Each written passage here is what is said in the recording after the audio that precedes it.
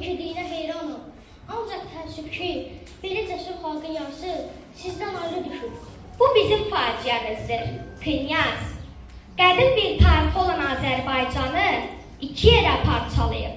Qardaşı qardaşdan ayırmaq ədalətli iş deyildir. Sizin Tiflisdə təşrif buyurmağınızın səbəbi mənə məlumdur, Banu bəy.